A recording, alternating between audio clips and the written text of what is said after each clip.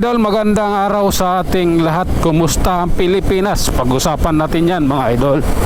At viral nga mga idol yung speech ni Senador Chis Escudero kahapon, diba? Umani ng samut-saring reaction ng mga kapwa ko vloggers, DDE supporters at DDE vlogger.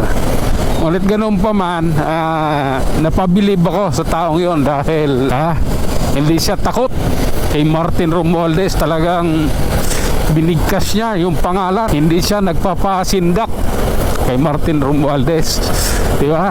Nandun yung asawa niya, nandun si Heart Evangelista, nanonood habang nag-speech siya. At higit sa lahat, nung pagkatapos niyang mag-speech, niyakap siya ng mga kapwa niya senador.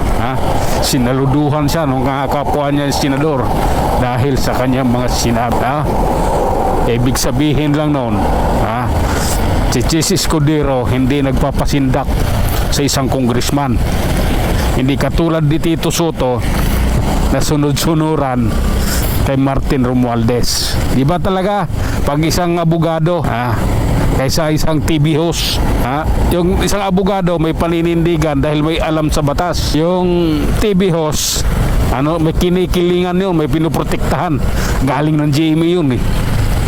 Talagang may kinikilingan yun. Kung saan siya kikita, doon lang siya. Kaya ganun ang nangyayari sa Senate ngayon at sa Congress ganun din.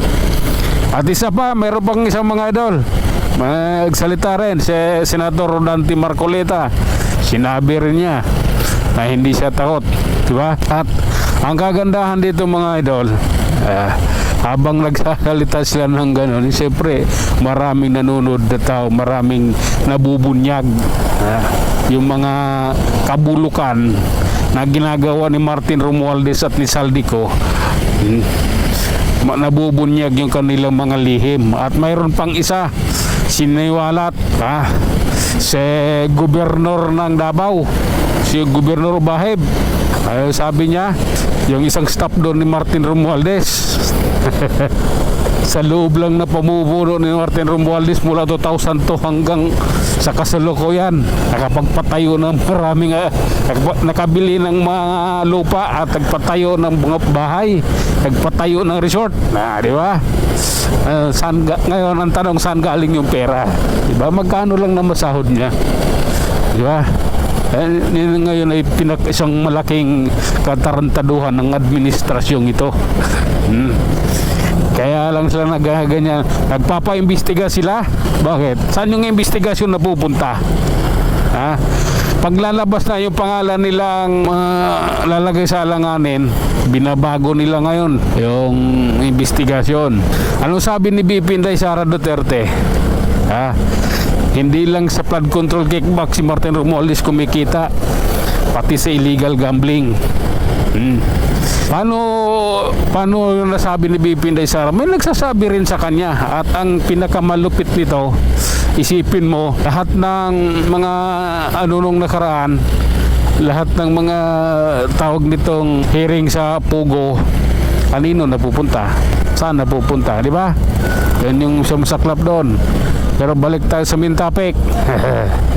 Saludo kami mga DDS vlogger, DDS supporter, kay Chis Escudero, Senador Chis Escudero, at kay Senador Rodante Marcoleta. Matapang kayo sa kayong alamat. Talagang hindi kayo nagpapasindak sa pera isang congressman dahil siya ay mayaman. Alam ko mayaman si Martin Romualdez mula nung naupo siya bilang speaker. Lalong nadagdagan yung kayamanan niya. Sila si Saldico. Sabi na to, labo-labo na ang Pilipinas natin. Ang laki na ng utang ng Pilipinas. Walang project na natatapos si Marcos. Kaya talagang matapos man yung termino niya, wala siyang ipagmamalaki. Puro lang kahihiyan ang matatanggap niya. Yun lang muna mga idol. Hanggang sa muli, maraming salamat.